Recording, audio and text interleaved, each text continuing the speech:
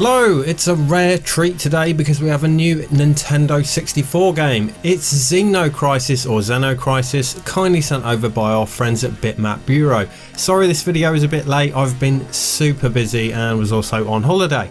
Anyone who knows me will know that I'm a huge fan of this game and already own it on Mega Drive and Dreamcast. They've also released a GameCube version, but I don't currently own a GameCube, and there are PlayStation and Game Boy Advance versions coming at some point too. Really keen to see how the GBA port turns out. The packaging looks brilliant and it did give me a huge smile when a new N64 game turned up in the post. The box looks gorgeous and it's well printed. There's even a little Bitmap Bureau seal of approval on here, unique to the N64 version. Inside you get a very authentic looking cartridge and a meaty colour manual depicting the controls, enemies, weapons, levels and so on. It all feels of high quality. As with the other versions they've released, they've really nailed the presentation on this. I won't be doing an in-depth review here as I already did one for the Mega Drive, and as this is a port of that version, the gameplay is identical. It's pretty much on par with the Dreamcast version, which unlike the Mega Drive original saves your settings and high scores. If you haven't watched my Mega Drive review, I'm a big fan of the game and regard it as one of the Mega Drive's finest.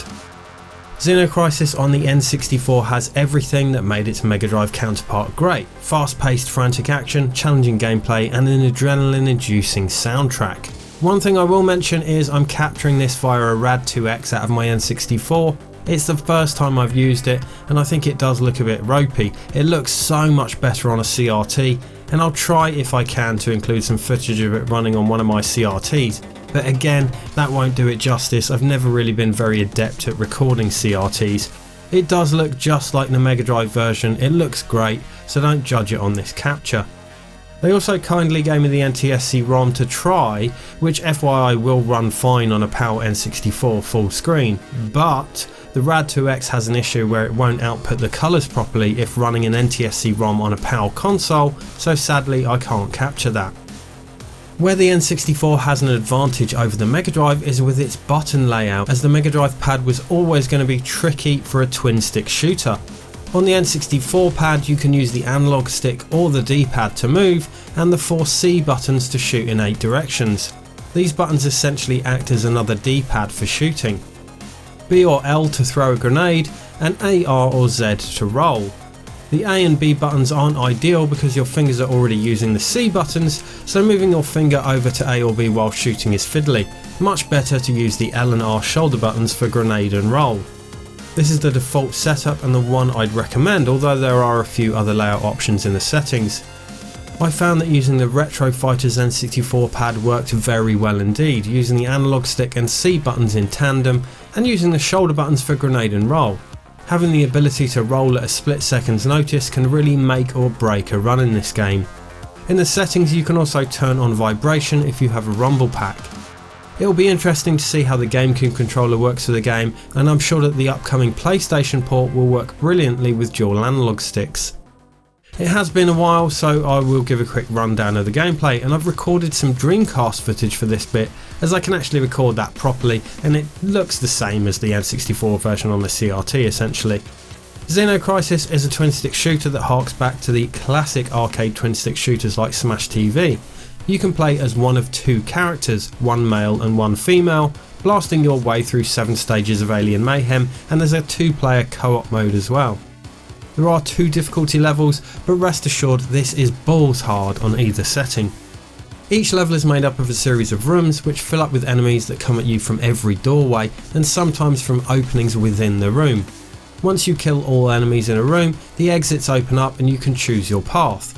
All but one of the levels have a boss at the end, and these are really varied and fun. The rooms are random each time, so each subsequent playthrough will offer some variety in its layout. Enemies can charge at you, burrow underground, throw projectiles, and some are static. Each enemy type requires a different tactic, and they get tougher as the levels progress. They vary from alien mutants to zombified people to robotic drones and turrets. You can collect dog tags from downed enemies which act as in-game currency, which can be spent after each level. Collecting these is essential as you'll want to upgrade in line with the increasingly tougher enemies, upping your health, agility and ammo capacity and so on. You can also buy extra continues, which for me is a must. This game is tough. In addition to collecting these dog tags during levels, you can also pick up health, extra grenades and security cards to open doors. By default you have 3 grenades per life. An ammo pickup will appear when you're almost out of ammo. If you do run out of ammo, all you're left with is a close quarters knife attack which automatically slashes an enemy when you're near enough. I find that it helps to completely empty my clip when I've cleared a room before progressing to the next, so that my ammo is completely replenished when I enter the next room.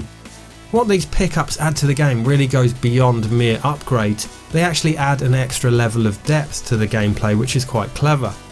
Generally the best tactic is to keep as much space between you and the enemies as possible, blasting them from a relatively safe distance. But the dog tags and ammo replenishment pickups force you to get up close and personal with them. If you neglect the dog tags, you'll quickly find yourself too weak to take on enemies in later levels, and letting yourself run out of ammo will soon see you swarmed. There are also occasional special weapons to grab which greatly increase your firepower for a short time, indicated by a timer above your character. There are 9 in total, including a flamethrower, homing shot, laser, rebound shot, shotgun and rocket launcher. Some of these are much better than others in my opinion, but you can drop them if you don't want it. Some levels have hostages to rescue for bonus points, all named after Kickstarter backers. There's no challenge to rescuing them, just get them at your leisure. The soundtrack by Savage Regime is also one of the best on the Mega Drive, so good that I bought it on vinyl and it sounds great on the N64. As with the Dreamcast and modern ports, the intro sequence is now voiced, although for some reason the scenes between levels aren't. As I mentioned, this footage doesn't really do it justice. It does look so much better when playing on a CRT, and I didn't notice much difference between this and the Mega Drive version in visual terms. Henk Niebolg's graphics are just as stunning on the N64 and a CRT as they are on a Mega Drive. If I had to get just one version, I'd still go for the Mega Drive, but Xeno Crisis on the N64 is just as much fun, so I definitely recommend grabbing a copy if you own the console. Brilliantly fun and addictive, and what a treat to get a new game for the Nintendo 64. Thanks again to Bitmap Bureau. There is of course a link below where you can buy yourself a copy of the game. Thanks for watching.